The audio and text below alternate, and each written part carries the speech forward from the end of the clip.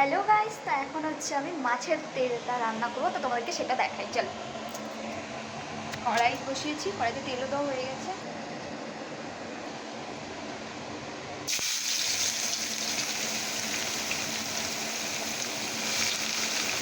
আমি একটু বেশি করে দিচ্ছি পেঁয়াজটা।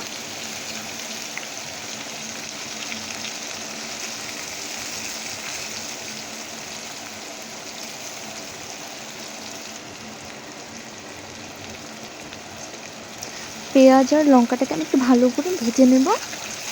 তার মধ্যে একটু লবণ হলুদ দিয়ে দেবো, কারণ মাছের তেলটা দেওয়ার পরেও দিলেও হয়, আগে দিলেও হয়। তো আগেও একটু দেবো। মাছের তেলটা দেওয়ার পরে যদি মনে হয় যে হ্যাঁ লাগবে, তাহলে আবার দেবো। আর তোমাদের কার কার এই মাছের তেলটা খেতে ভালো লাগে অবশ্যই কমেন্টে জানবে। আমার কিন্তু দারুণ লাগে। আর এইভাবে তোমরা একবার করে দেখবা, আরও বেশি ভালো লাগে। একটু বেশি করে পেঁয়াজ দিলে বেশি মজা লাগে। তার সাথে একটু বেগুন, আমি আজকে বেগুনও দিয়েছি।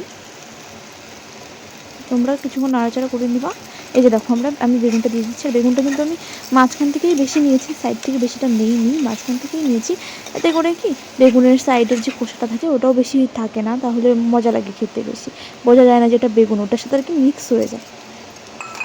আর লঙ্কাটা একটু বেশি দিলে আর একটু বেশি ভালো লাগে। ঝাল ঝাল যারা আর কি যেরকম ঝাল খেতে পছন্দ করো, আমার তো দারুণ লাগে, কিন্তু আমার বর ঝাল খায় না, তাই একটু কম দিতে হয়।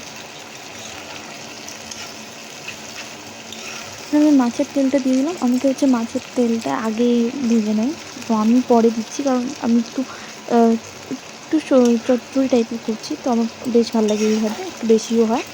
তো তোমরা চাইলে আগেও ভেজে নিতে পারো মাছের তেলটাকে। এভাবে কিছুক্ষণ নেড়ে চেড়ে ঢেকে দেবো।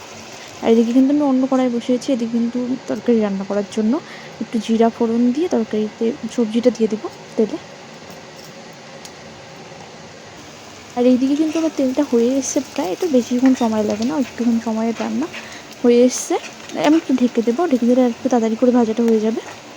লাল লাল দেখো, দেখতেই পাচ্ছ কি সুন্দর লাল লাল হয়ে গেছে। আর তেলটা, মাছের তেলটা কিন্তু একটু গলে গলে গেছে। আর একটু ঢাকবো, পুরোটাই গলে যাবে, তারপরে নামিয়ে নেব। এখন হচ্ছে আমি মাছের তেলটাকে ঢেকে দেবো, তারপরে নামিয়ে নেবো। আর এদিকে কড়াইতে কিন্তু আমি সবজি সব ঢেলে দিচ্ছি। এটা রান্না অবশ্য আমি দেখাবো না, এটা শুধু এইটুকুই দেখাচ্ছি। হ্যাঁ, সাথে করছি একসাথে, তাই এটা দেখাচ্ছি। আর হচ্ছে আমি শুধু মাছের তেলটাই, আজকে আমি শুধু মাছের তেলটাই দেখাবো তোমাদেরকে। তো দেখো, মাছের তেলটা হয়ে গেছে। তো তোমাদের কেমন লাগলো অবশ্যই কমেন্টে জানাবে।